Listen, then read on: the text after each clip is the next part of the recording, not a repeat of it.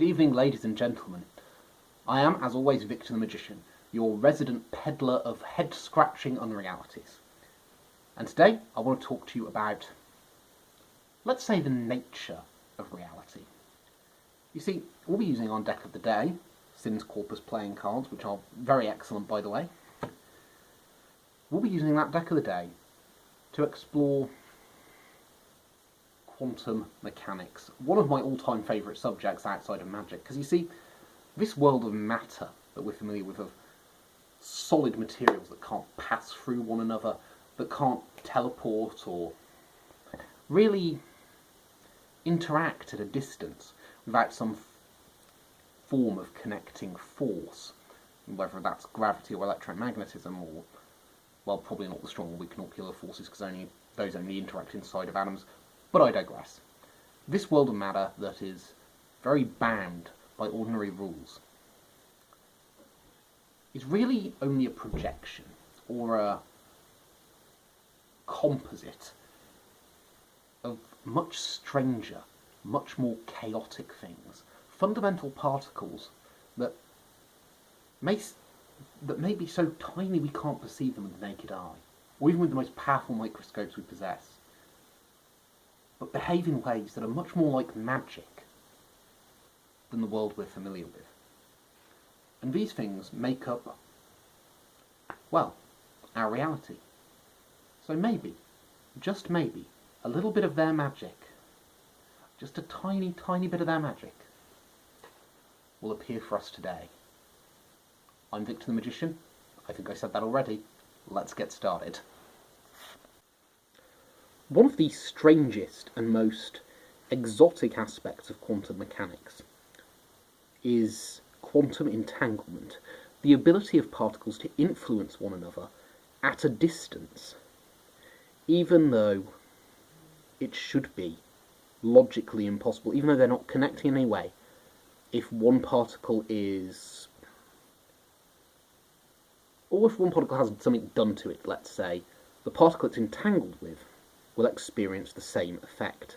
Now, in order to demonstrate this on our macrocosmic world, my apologies, what I've done is I've used magic to quantum entangle not individual particles, but two whole packets of cards. This red packet, of which there are 1, 2, 3, 4 cards,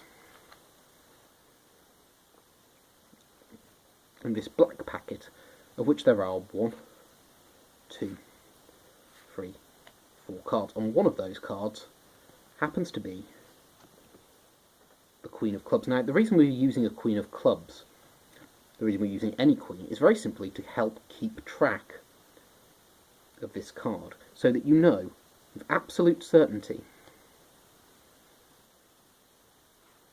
what's happening. You see, if this pack of cards represents let's say a quark, or some other fundamental particle, then we can change one bit of information related to that quark. In this case, by turning that card, that Queen of Clubs, upside down and placing her in the 3rd position in the deck. Or the packet, my apologies. There she goes. 3rd position. Now,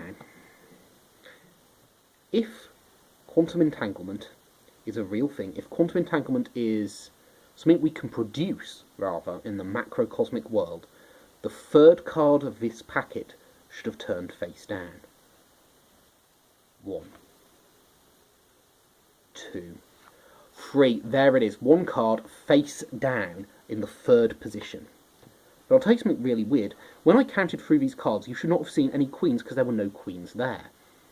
But because we turned a queen face down, and because these packets are quantum entangled, this card should now be the equivalent queen. The Queen of Hearts.